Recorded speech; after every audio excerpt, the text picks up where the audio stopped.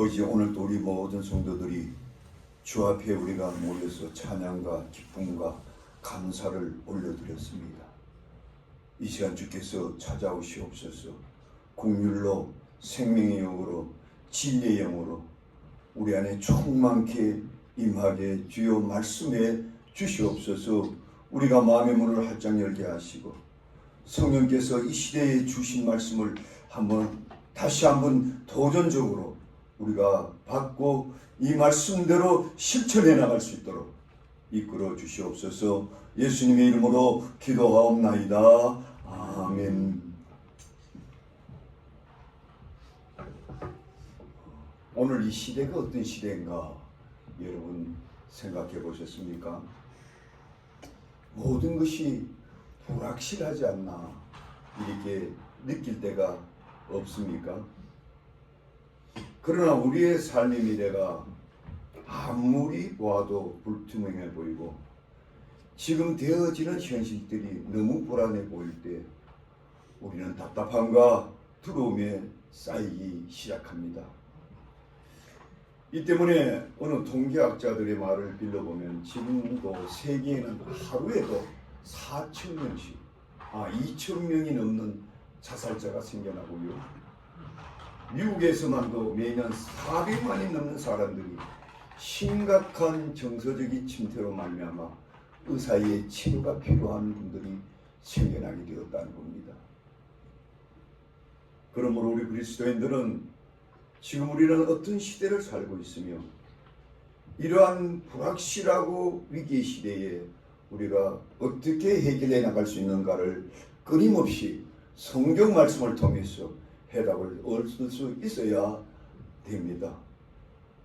제가 자주 여러분께 강조한 말씀입니다만 적어도 오늘날 우리는 세 가지의 큰 위기 속에 봉착해 있음을 알게 됩니다.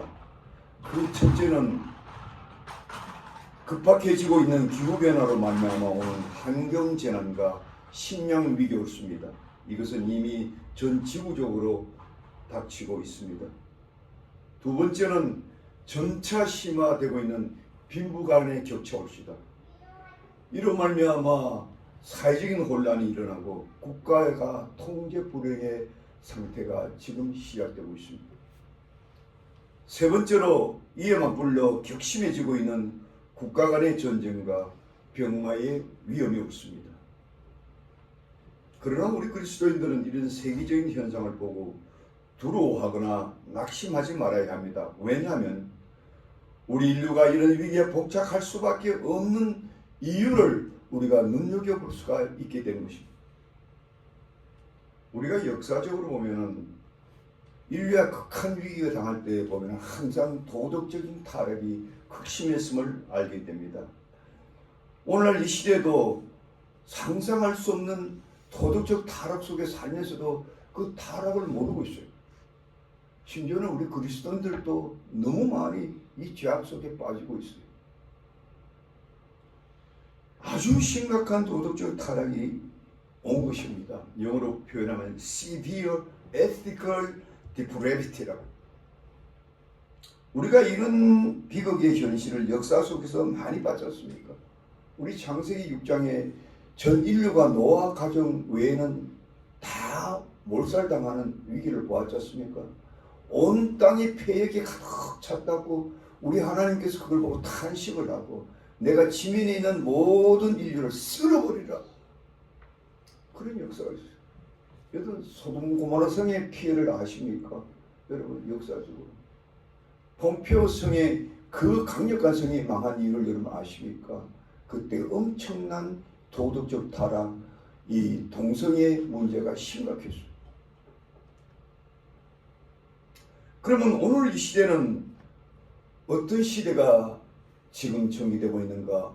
디모데후서 3장 1절 5절 보면은 말세에 아주 심한 고통의 시대가 온다고 이 디모데 기자는 우리들에게 말씀합니다.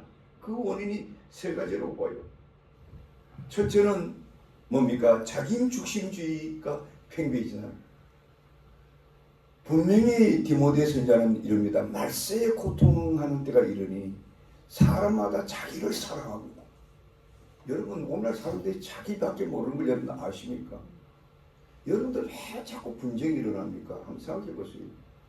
자꾸 싸우려고 그러잖아. 왜? 나만 사랑하니까. 남을 조금이라도 배려하는 마음이 있으면 싸움이 없습니다. 얼마나 이기주의에 지금 그러느냐. 요새 젊은 애들요 결혼도 안 하려고 그래요. 결혼하면 애기도 안 낳으려고 그래요. 왜 안 놉니까? 싫다는 거예요. 힘들다는 거예요. 그 젊은 사람. 이게요 오늘날 말세에 극히 타락된 모습. 이게 이미 디모데가요 수천 년 전에 예언을 해놨어요. 물질 망민주의가 팽배한 시대가 도래했다고 말합니다. 사람마다 돈을 사랑하고 이렇게 했어요. 여러분 지금 물질이 하나님 된 시대에 우리가 살고 있지 않습니까? 돈이라면 무슨 짓도 다 하려고 그래요. 세 번째에 쾌락지상주의가 되었습니다. 쾌락 사랑하기를 하나님보다 더 사랑한다 이렇게 디모데는 말하고 있어요. 이게 말세의 세계 증세예요. 자기중심주의, 물질망민주의, 쾌락지상주의. 여러분 이 극심한 타락의 현상을 이 시대에 여러분들이 보고 있습니까? 그렇다면 이런 시대에 우리가 어떤 믿음의 자세로 살아야 우리가 이겨낼 수 있을까요? 우리가 아무리 이런 세상이 닥쳐온다고 해도 우리 그리스도인들은 이에 편승하거나 두려워할 필요는 없다 이 말씀입니다. 그 이유는 우리가 나아갈 길은 그들의 걸어가는 길과 다르며 우리가 나갈 길은 우리 하나님께서 밝혀 보여주신 길이며 우리 하나님께서 명명하신 길이기 때문에 그러합니다. 우리 하나님께서 우리가 걸어가는 길을 하나님이 보여주는 삶이라고 합니다. 이것을 우리가 한 단어로 표현하면 하늘이 우리에게 보여준 비전을 우리 인생은 우리 하나님께 너는 이 땅에 태어나서부터 이렇게 살거라 하는 하나님의 이 길이 있어요. 그런데 인류는 그렇게 살지 않고 자기 의지대로, 자기 욕망대로, 자기 뜻대로. 우리 목사님들이요, 특히 제가요, 이걸 심각하게 다룹니다. 제발 내 뜻대로 살지 말고 하나님 뜻대로 사시오 해도 그렇게 살잖아. 참 무서운 시대거든요. 그러나 우리가 하나님이 보여주신 삶의 길, 우리가 그 보여주신 삶의 길을 우리가 흔히들 비전을 갖고 사는 사람이라고 볼 수가 있습니다. 그래서 이 시간은 우리가 함께 상고하자는 것은 두 가지입니다. 첫째는 우리 인생에게 살아갈 길을 보여주신 그 하나님의 비전이 무엇인가. 두 번째로 이 비전을 어떻게 우리 삶 속에 적용해서 살 수 있는가. 이 관점, 두 가지 관점에서 여러분과 말씀을 나누고자 하는 것입니다. 첫째는 이 하늘의 비전을 보여주신 분은 바로 하나님 자신이란 사실입니다. 하나님 하면 그분을 여러분 어떤 분으로 여기십니까? 우리 하나님은 역사의 주인 아니십니까? 성경은 분명히 증언하십니다. 우리 하나님은 우주의 통치자시며 역사를 이끌어 가시는 주인으로서 그분이 원하시면 그분의 뜻대로 이루어 가시는 분인 것이 성경의 말씀입니다. 다니엘서 4장 11절에 보면 땅의 모든 사람을 없는 것 같이 여기시며 하늘의 군대이든지 땅의 사람이든지 자기 뜻대로 행하시나니. 자기 뜻대로 행하시는 그 하나님이라. 그래서 그의 손을 금하든지 혹은 이르기를 내가 무엇을 하느냐 할 자가 없도다라고 말씀하고 있습니다. 자 여기 보세요. 그분은 그분 뜻대로, 결국은 그분 뜻대로 역사를 이끌어가는 거예요. 우리가 아무리 빠둥빠둥하고 내 인생은 내 것이라, 내 삶은 내가 꾸려가겠다 해도 다 허무하게 무너져요. 결국은 이 역사는 하나님께서 이끌어 가십니다. 그러면 우리가 그분의 역사 속에 그분의 뜻에 승복하는 것이 참된 지혜 있는 삶 아닙니까?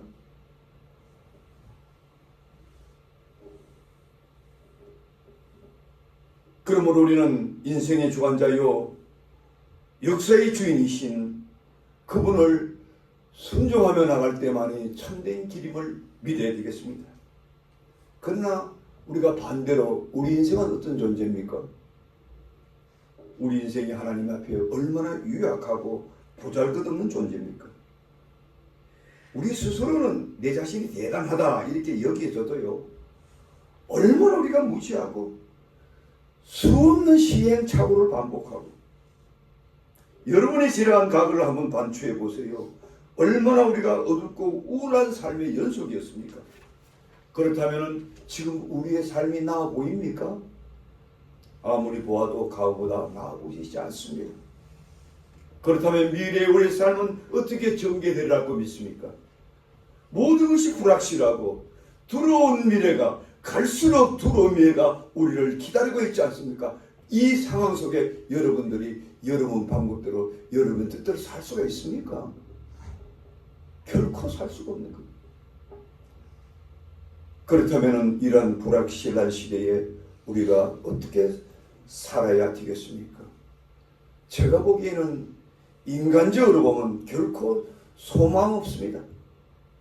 이 때문에 우리가 지금 이 순간 바라보아야 할 대상 오직 하나님 한 분뿐이요, 그분이 우리 인생의 주관자요, 지금도 역사의 주인으로서 우리의 미래의 삶마저도 우리가 책임져 줄 그 하나님을 믿어야 되지 않겠느냐 이 말씀입니다.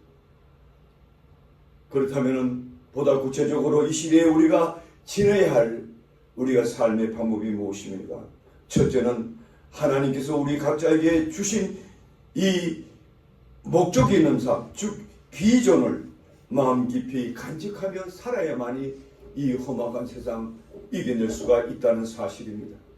여기 하나님께서 우리 각자에게 보여주신 비전이란 말은 다른 말로 표현하면 우리 하나님께서 우리 각자에게 보여주신 영적인 안목이다 이렇게 해석하면 좋습니다. 우리 영적 안목을 영어로 spiritual insight라고 말해요. 여러분들이 과거에도 그렇고 현재도 그렇고 미래에도 하나님께서 내게 보여주신 이 spiritual insight만 갖고 있었다면 어떤 문제라도 여러분이 헤쳐나갈 수 있고 어떤 위기가 당하도 우리가 이겨낼 수 있다는 사람. 그렇다면 제가 여러분들에게 여쭤봅니다. 여러분들이 주님으로 받은 이 영적인 안목이 무엇입니까? 그걸 알고 계십니까? 그걸 갖고 계십니까? 그 방향으로 여러분들을 나아가고 있습니까?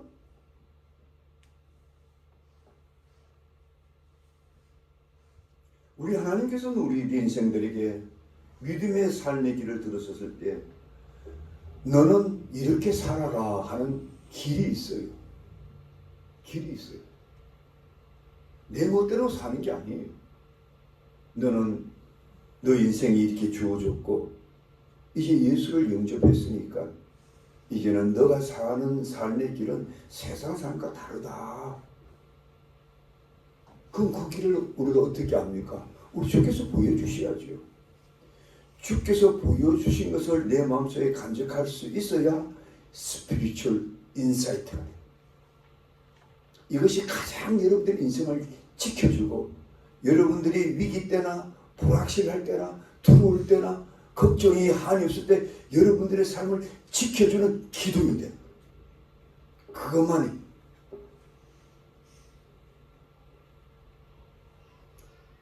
이러한 삶이 가능하려면 우리는 날마다 주님을 통해서 이루고자 하시는 하나님의 뜻이 뭔가를 우리가 말씀을 통해서 깨달아 나가야 됩니다. 이 헤아릴 줄 아는 삶을 우리가 영적 안목이라고 우리가 표현할 수 있고 그런 자가 복된 자요 축복된 삶이 정의된다는 사실. 오늘 본문에서는 우리 하나님께서 이런 영적 안목을 심어주기 위해서 아브라함에게 너희는 동서남북을 바라보라고 했습니다. 그리고 연하여 주신 말씀이 보이는 이 땅을 내가 너와 후손에게 주리라고 했습니다. 이게 영적 비전입니다. 하나님께서 아브라함에게 주신 삶의 길이었습니다. 우리 하나님은요, 우리에게 너는 이렇게 살라 하는 삶의 길이 있고, 너희는 이 길로 가라 하는 그 길이 있고, 너희 갈 곳은 이 구역 안에만 있어야 된다고 하는 그 면하는 길이 있어요. 우리 마음대로 그냥 내가 원하면 내 마음대로 가는 게 아닙니다, 여러분들.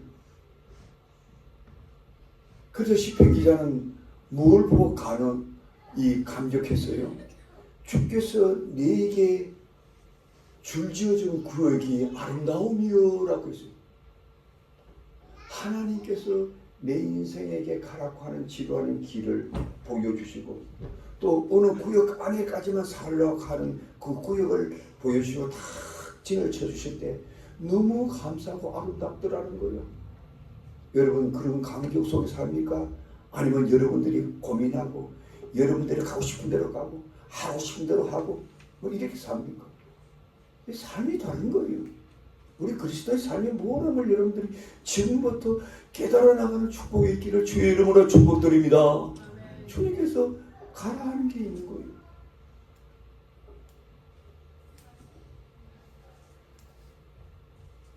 자, 그렇다면은 오늘 아브라함이 주신 이 말씀에 의미한 바가 무엇일까요?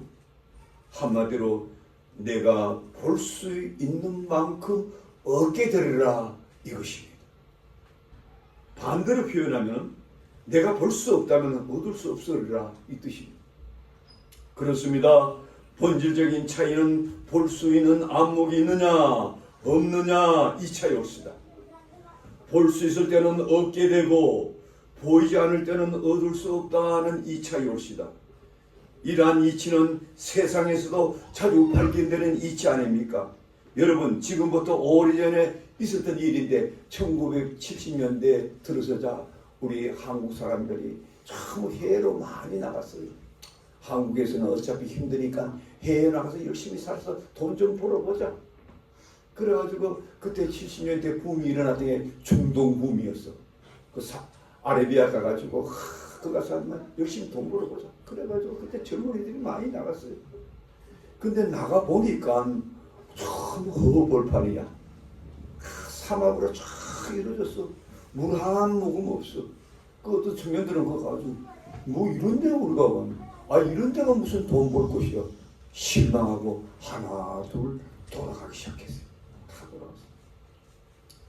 그런데 어떤 한 젊은이는 갓 대학을 졸업한 후에 몇몇 친구들과 한번 우리도 개척적인 인생을 살아보자고 중동에 발을 내딛었어요.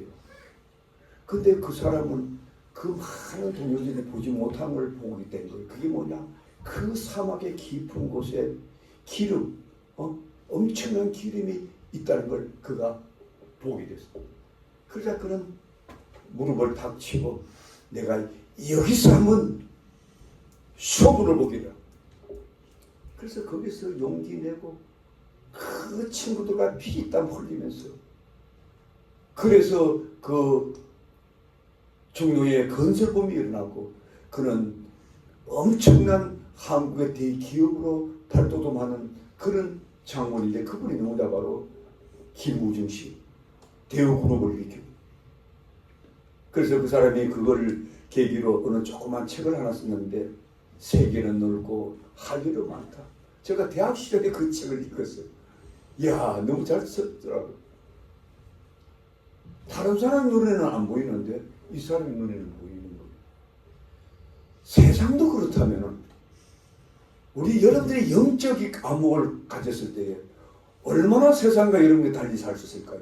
한번 상상해 보시기 바랍니다.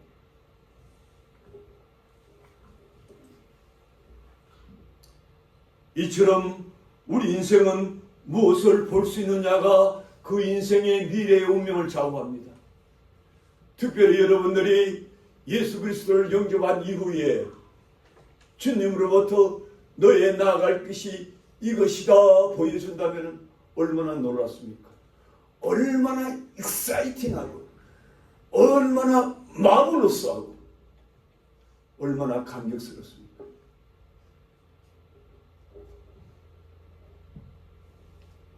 우리가 이러한 영적 안목을 하나님으로부터 얻게 된다면 그 미래는 틀림없이 축복으로 연계될 것입니다. 우리가 오늘 본문에 나오는 아브라함이 바로 이런 축복을 간직했고 실천해 나간 분이옵시다. 그러면 그러한 놀라운 영적 비전이 있을 때가 과연 언제인가가 중요하잖아요. 언제 그 영적 비전을 얻었을까? 우리가 세상적으로 뭐 잘 나갈 때 이런 비전을 하나님께 주실까요? 모든 일이 잘 풀리고 나 스스로 무슨 일이라도 할 수 있고 나 정도면 무슨 일도 내가 이룰 수 있으리라 자신만만할 때, 그리고 폼 잡고 희희낙낙하고 이럴 때 하나님께서 그런 비전을 주실까요? 아니옵시다. 오히려 우리 삶이 공고해질 때에 나 스스로는 어찌할 바 몰라 한계 속에 갇혔을 때, 갈수록 모든 것이 암담해 보이고 마음이 허전하고 답답하고 두려울 때, 바로 그때 하나님께서 여러분과 저에게 하나님의 비전을 보여줄 때라는 걸 여러분들 아십니까? 우리가 이 일을 알기 위해서 오늘 아브라함이 이 하나님의 비전을 얻은 때를 주목하라 이 말씀입니다. 바로 그때가 바로 아브라함에게는 어떤 의미를 주는 때냐, 그 내용이 14절에 나와요. 그 14절에 보면 바로 그때가 롯이 아브라함을 떠난 후에라고 하고 있습니다. 굉장히 중요한 구절입니다. 성경에는 가끔가다 때를 말해요. 무슨 후에, 뭐 어떤 때에, 이 때의 비밀을 들은다면 놀라워. 인생의 비밀이 있고 인생의 운명이 바뀌는 시점입니다.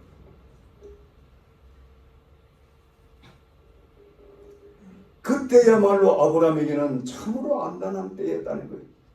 조카란 녀석이 자기 욕심만 채우고 삼촌의 형편은 조금도 고려하지 않고 그 기름지고 물 좋은 소돔 뜰을 향해 택하여 가면서 삼촌을 떠났던 때에,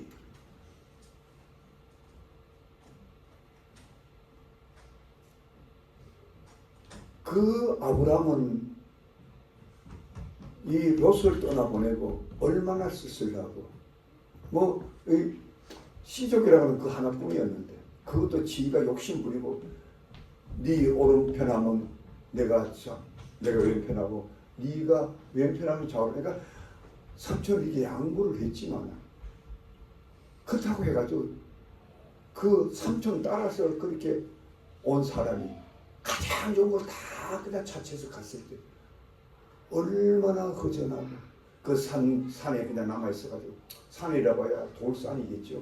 어쩌다가 뭐 이렇게 풀 한 폭이 나있고, 하나님께서 나에게 보내진 이 땅이 과연 이런 땅인가 회의심이 들고 허전하고 인정에 대한 어떤 그 비애감이 생길 때에, 그때에 하나님께서 이 비전을 주셨다는 거예요.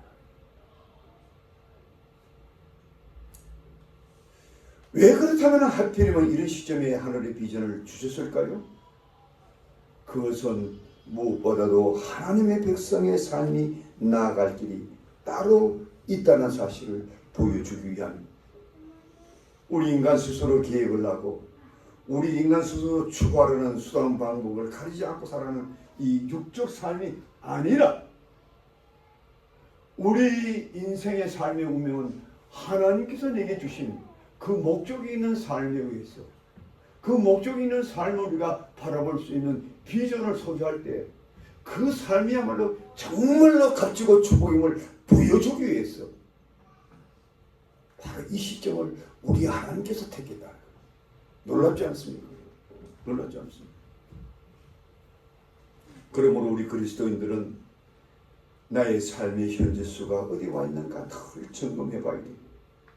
과연 나는 지금 어떤 삶의 길을 걸어가고 있는가? 나의 삶이 과연 기껏해야 내 육신의 정력된 삶을 위하여 발부동하는 삶인가? 아니면 정말로 주님께서 보여주신 그 삶의 길, 가락과한 그 삶의 길인가? 한번 여러분들 자신을 돌아보라는 것입니다. 모든 우리 그리스도의 삶의 이 운명이 여기서 결단이 나요. 결판이 나요. 나는 왜 그동안 교회를 오래 다니는데도 왜 나는 늘 서글프고 답답하고 두렵고 도무지 길이 안 열리는가? 여러분 삶을 한번 돌아보세요. 내가 어떤 삶을 보았는가? 아직도 내 삶의 주인은 나 자신이에요. 아직도 내 인생을 내가 꾸려가려고 해요. 내 목적을 이뤄보겠다고. 내 갈 길을 내가 한번 찾아보겠다고. 그건 세상 사람들이 하는 방법이지. 그렇게 사는 사람의 미래를 하나님께서 여러분들에게 축복해 줄까요? 믿음의 조상 아브라함에게, 우리의 믿음의 조상 아브라함에게 이런 비전을 보여주시고 그 길을 가게 했다면 우리들도 그 길을 가야 축복이 임하지 않겠느냐 이 말씀입니다. 믿으면 아멘 하시기 바랍니다. 그러므로 만약에 우리가 아브라함처럼 이제부터 세상에 종용된 목적을 내려놓고 어떻게 해서라도 우리가 주님께서 나에게 주신 그 목적 있는 길을 가기를 원한다면 하나님께서는 그때부터 여러분들을 이끌어 가시고 여러분들 통해서 하나님의 백성이 나을 길이 무엇인가를 일일이 보여주신 거죠. 그래서 이 시간 우리가 두 번째로 상고해 볼 점은 우리가 하나님의 비전을 간직한 자가 나아갈 길이 무엇인가 하면 오늘 보면은 분명히 믿음의 눈을 갖고 하나님께서 보여주시는 그 말씀대로 순종해 나갈 때야만이 축복의 삶이 된다는 사실. 오늘 17절에 보면 이렇게 말씀하지 않습니까? 너는 일어나 그 땅을 종과 힘으로 두루 다녀보라. 내가 그것을 내게 주리라. 너는 일어나라. 그리고 종과 힘으로 남과 북, 서와 동으로 에스파레스 내가 내게 보여준 그 끝단까지 다 돌아보라. 네가 돌아볼 수 있는 그 모든 지점은 내가 다 네게 주시리라. 놀랍지 않습니까?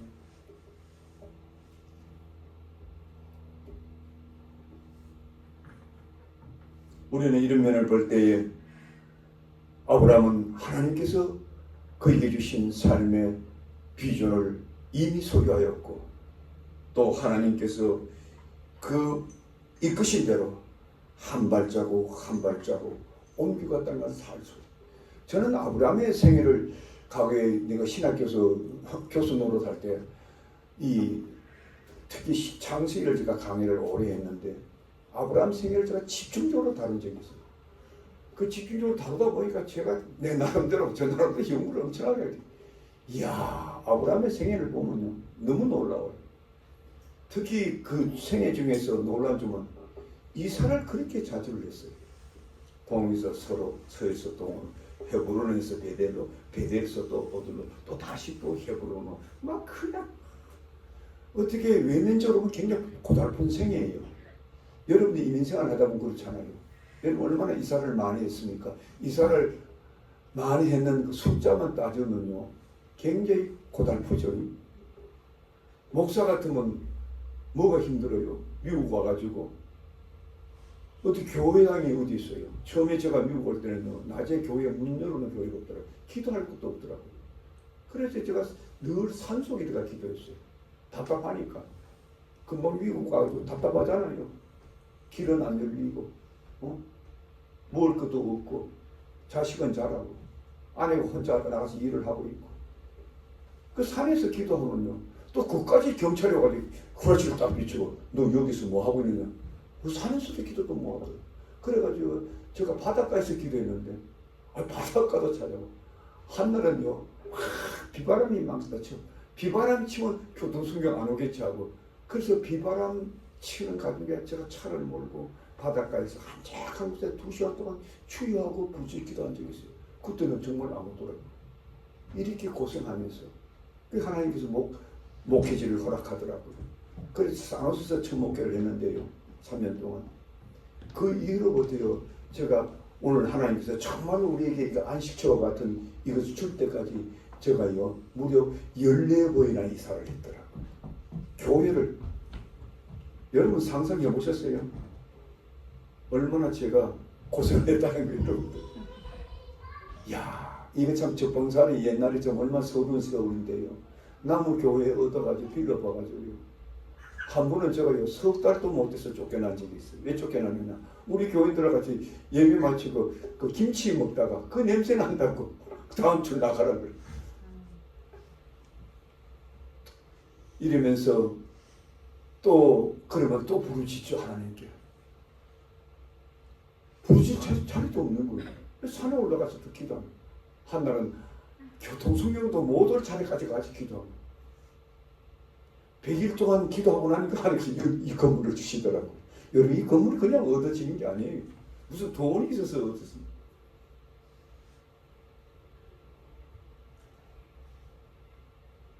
그러면서 하나님께서 자꾸 목적을 보여줘요.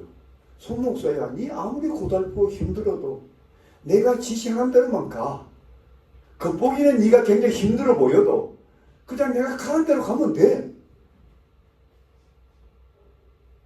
제가 이 사역을 하면서 한 5, 6년 동안 정말 입에 단내가 나도록 힘들더라고요.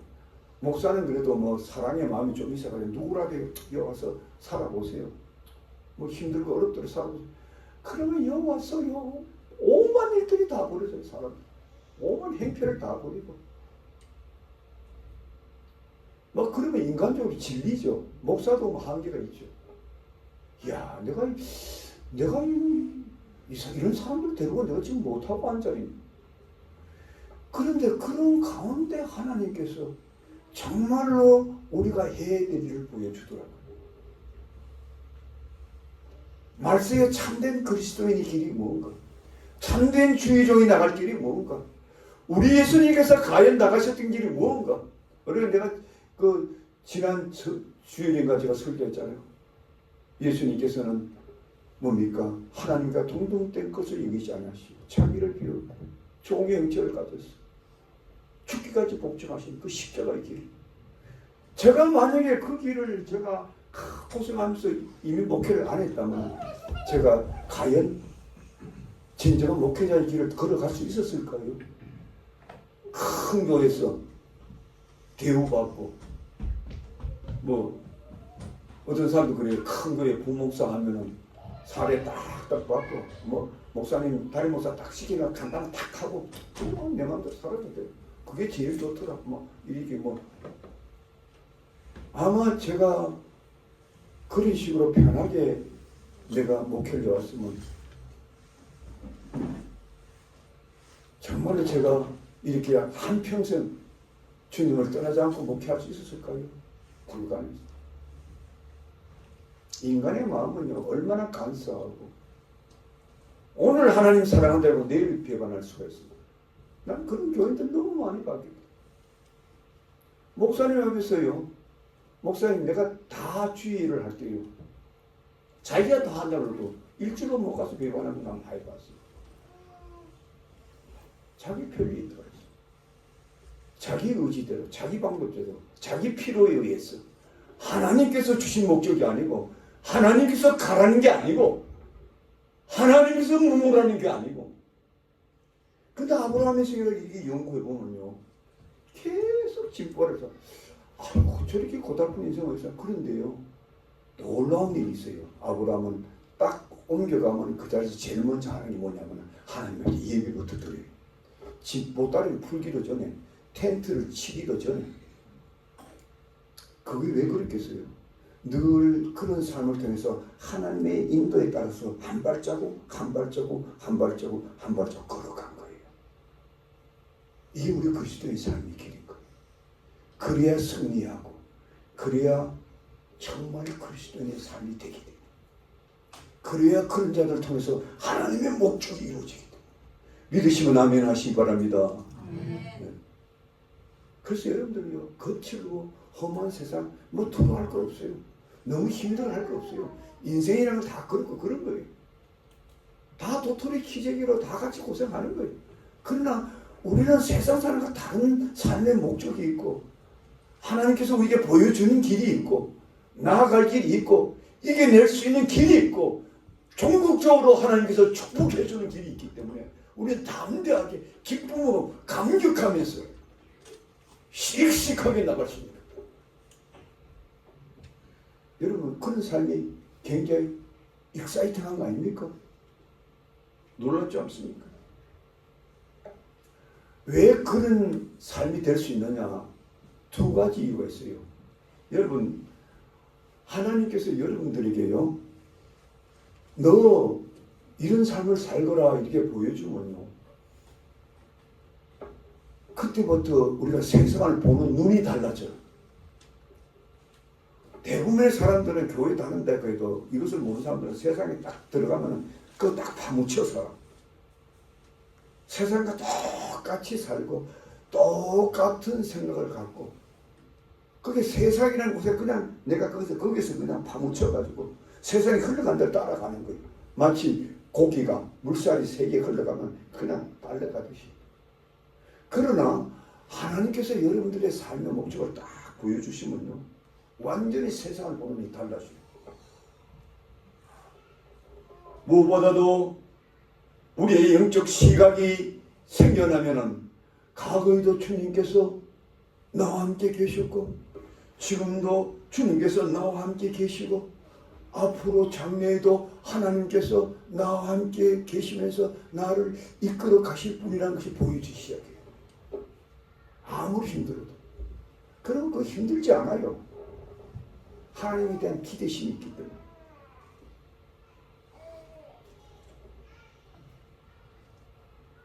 과거에처럼 암울을 했던 시절에도 알고 보니까 하나님께서 나와 함께 계셨네. 나는 요처럼 모르고 스트레스 받고 있을 거예요. 왜 이렇게 힘들어?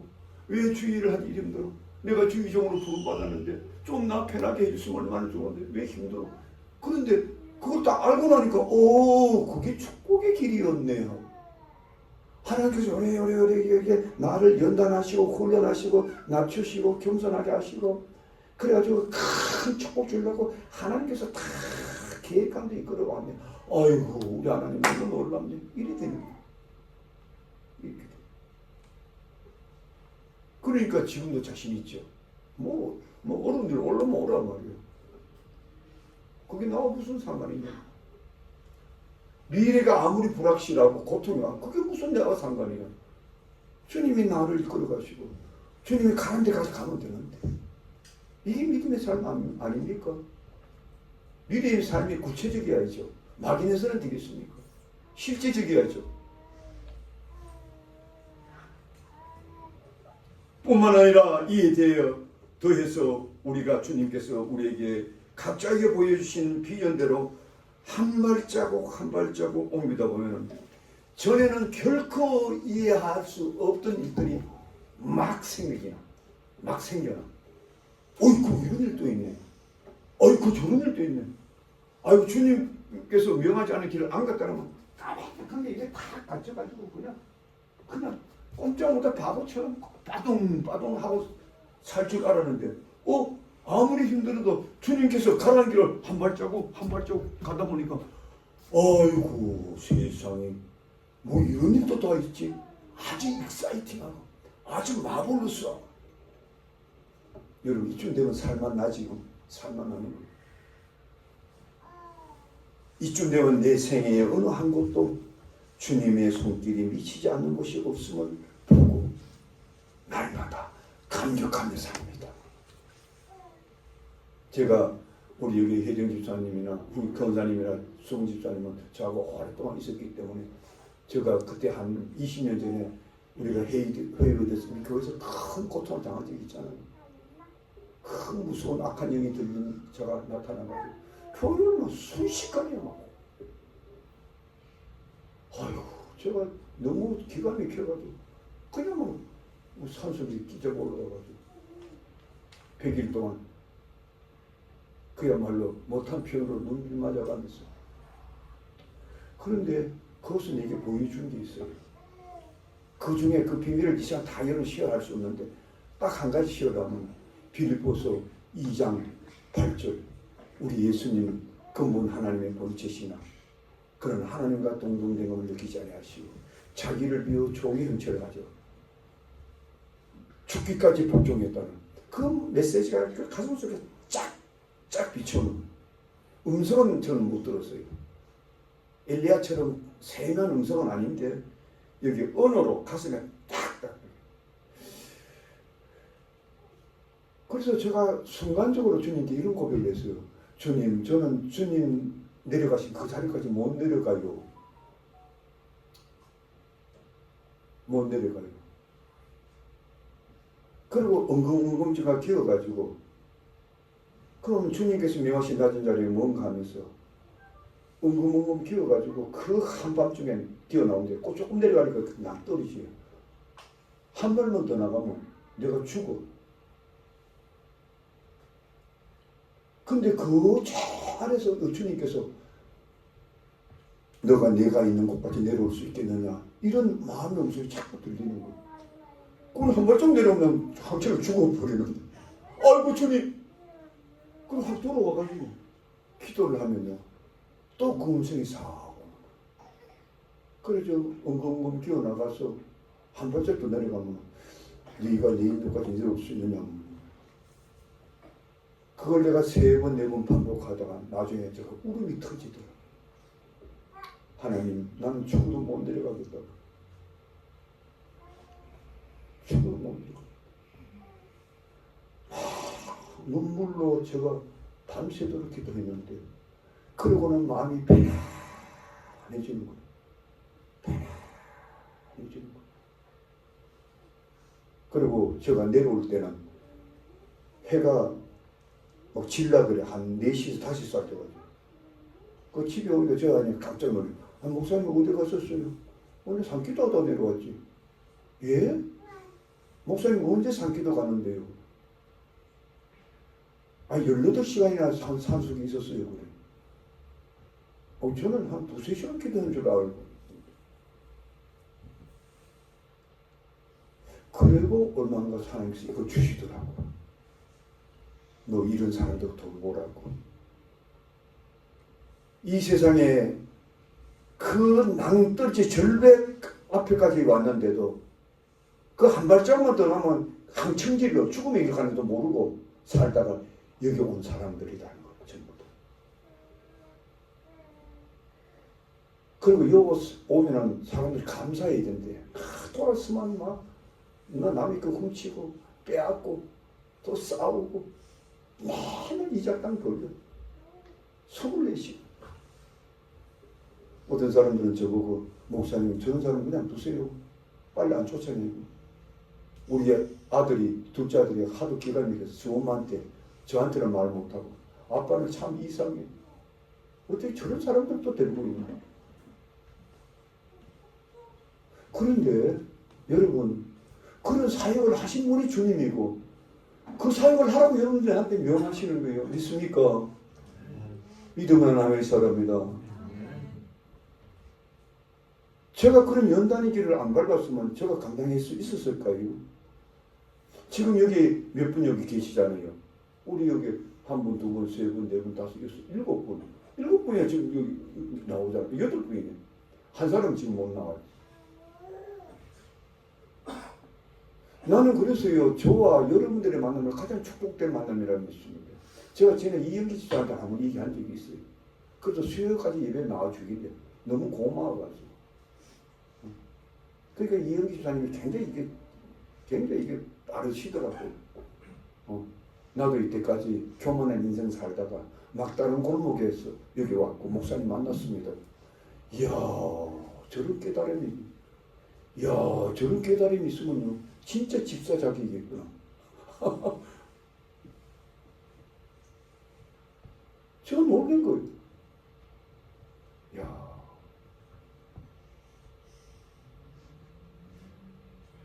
그것이 주님께서 우리에게 명한 길이란 거야.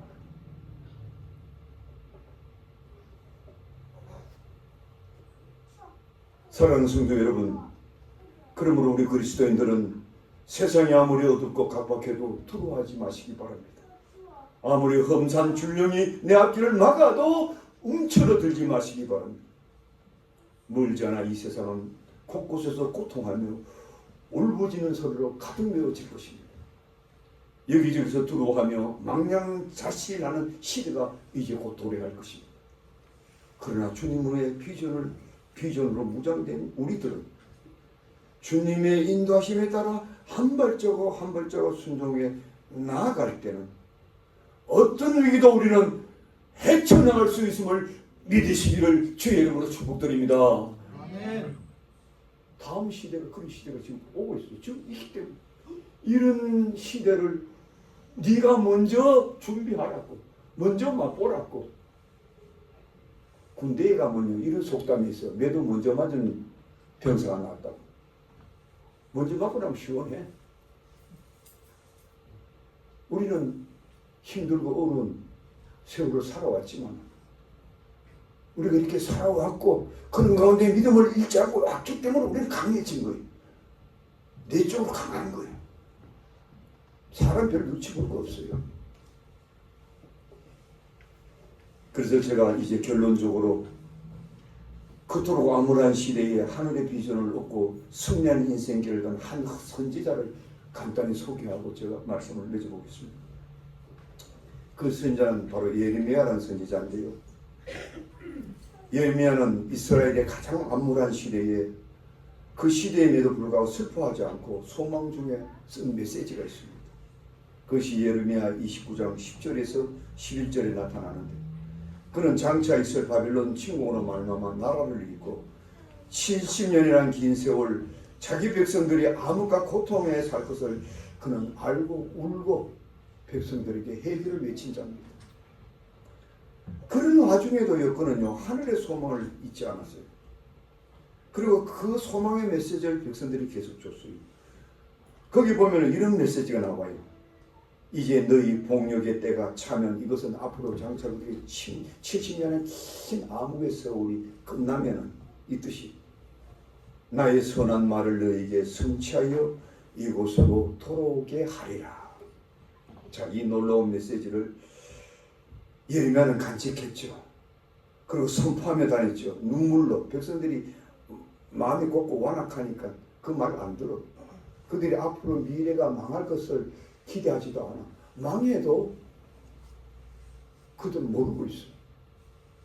그러니까 예레미야는 눈물을 흘릴 수밖에 없어요. 그래서 예레미야를 가리켜서 눈물의 선지자라고. 그러면서도 백성들이 너무 불쌍한 거예요. 그래서 그들에게 소망의 메시지를 주시는 거예요. 그 소망이 뭐냐? 여호와의 말씀이라 너희를 향한 나의 생각을 내가 아나니 그것은 편안이요 재앙이 아니라 미래와 희망을 주신 것이다. 사랑하는 성도님들, 그러므로 우리는 우리 인생의 과거를 생각하면 참으로 우리가 공고한 세월을 살아왔지 않습니까? 그렇다면 지금은 어떤 삶을 여러분이 사십니까? 뭐 특별히 나 보이는 게 있나요? 그렇다면 우리 미래가 좀 나을까요? 저는 갈수록 태산이라고 얘기지. 아마 감당할 수 없는 시대가 올 겁니다. 이미요. 다니엘이 다 예언했고요. 계시록이 다 예언이 되어 있어요. 그런 시대에 누가 감당할 수 있을까요? 저는 여러분과 제가 감당할 수 있다고 믿습니다. 믿음을 가진 자들, 우리에게 우리가 나갈 길을 보여주신 하나님이 계시기 때문에 그 하나님이 우리의 삶의 길잡이가 되시고 우리를 이끌어 가시기 때문에 그런 믿음의 시각을 갖고 한 발자국 한 발자국 아무리 힘들어도 주님께서 명하신 길을 가면 반드시 승리한다. 반드시. 바울은 이미 이 사실을 알았기 때문에 이렇게 당당하게 고백하지 않습니까? 누가 우리를 그리스도의 사랑에서 끊으리요? 환난이나 공고나 박해나 기근이나 적신이나 위험이나 칼이라 이 모든 일에 우리를 사랑하신 이로 말미암아 우리가 넉넉히 이기느니라. 아멘. 우리가 넉넉히 이기느라. 아멘. 왜 이길 수 있을까요? 여러분들이 고난의 길을 걸어왔기 때문에 이기는 거예요. 저와 여러분과 함께 동참했기 때문에 여기 우리 목사님도 세 분이나 계시잖아요. 우리 김 목사님 계시고 최 목사님도 계시고 같이 고난의 세월을 걸어온 거예요. 지금도 걷고 있고 힘들어하고 있고 그래도 우리는 승리할 수 있다는 것이죠. 이제 고난이 닥치면 닥칠수록 우리 교회는 더욱 빛날 겁니다. 더욱 강해질 겁니다. 더욱 수많은 사람들이 소망이 없으면 일로 그냥 끌어모일 겁니다. 마치 밀물듯이 우리 앞으로 나올 겁니다. 그때는 여러분들이 준비된 자가 그를 도울 수 있지 않습니까? 여러분들이 도와줘요. 나는 그 시대가 곧 온다고 믿습니다. 그러므로 여러분들 준비하고 우리가 이 소망의 메시지를 갖고 절대로 우리가 좌절하거나 낙심하거나 두려워하거나 염려하지 말고 스트레스 받지 말고 우리가 이 한 시대를 아브람처럼 비전을 갖고 그 비전대로 한 발짝 한 발짝 나아감으로 승리하는 여러분 상대시기를 주 이름으로 축복드립니다. 우리 기도합시다. 하나님 감사합니다. 오늘 말씀 주셔서 감사합니다. 우리는 알 수 없는 길을 가고 있고 뒤돌아보면 고단한 인생길을 왔고 지금도 앞을 돌아봐도 뒤를 보다 뭔가 보이는 것이 없고 미래를 생각하면 두렵기도 하고 답답하고 해답이 없는 것 같고 그럼에도 불구하고 우리 주님께서는 우리에게 나을 길을 보여주셨고 또 우리 아까 하는지 하신다 하셨고 또 우리를 앞서서 이끄시는 분임을 믿기 때문에 우리는 이 소망의 줄을 우리가 굳게 잡고 힘있게 우리가 한 발자국 한 발자국 힘있게 달려가는 우리 모든 성도가 될 수 있도록 축복하여 주시옵소서. 예수님의 이름으로 기도하옵나이다. 아멘.